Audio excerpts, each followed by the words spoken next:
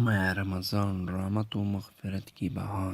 رمضان المبارک عنایت الہی کا مہینہ ہے۔ اس میں رحمت مغفرت لٹائی جاتی ہے۔ اس کا ایک ایک لمحہ ہزاروں برس کی زندگی اور اطاعت عبادت سے بھاری اور قیمتی ہے۔ اس میں اجر و ثواب کی پیمانے 70 گنا بڑھ جاتی ہیں۔ اس میں خیر کی طلبگاروں کی حوصلہ افزائی کی جاتی ہے اور شر کی متلاشیوں کا راستہ روکا جاتا ہے۔ اس ماہ میں اللہ تعالیٰ براہ راست اپنی بندوں کی طرف متوجہ ہو کر اپنی دست شفقت سے رحمت و مغفرت کی پروانے بانٹتے ہیں۔ چنانچہ ارشاد نبی صلی اللہ علیہ وسلم ہے، اس مہینے میں ہر عمل کا ثواب 10 گنا سے 700 گنا تک بڑھا دیا جاتا ہے، مگر اللہ تعالیٰ فرماتے ہیں کہ روزہ اس قانون سے مستثنیٰ ہے کیونکہ وہ میرے لیے ہے اور میں خود اس کا بدلہ دوں گا۔ اس مقدس مہینے میں روزانہ افطار کے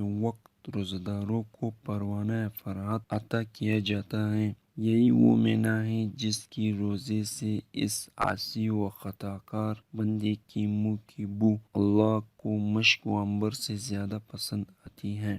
اس میں اللہ تعالیٰ جہنم کی دروازے بند فرما دیتا ہے، شیطان کو جگڑ دیتا ہے، جنت کی تمام دروازے کھول دیتے ہیں تاکہ سال بھر کے گناہ گار تائب ہو کر جنت میں داخل ہو سکیں۔ اس میں وہ بابرکت رات ہے جس کی عبادت ہزاروں مہینوں عبادت سے بہتر ہے، اور یہی وہ مقدس مہمان ہے جو بارگاہ الہی میں اپنے اکرام کرنے والے کی سفارش کرے گا اور اس کی سفارش قبول ہوگی۔ اس لیے ضرورت ہے کہ اس کی بھرپور قدردانی کی جائے۔ اس میں تمام تر مصروفیات کو مختصر کر کے رحمت و مغفرت الہی کو سمٹا جائے اور جتنا ہو سکے اللہ کے قرب حاصل کیا جائے۔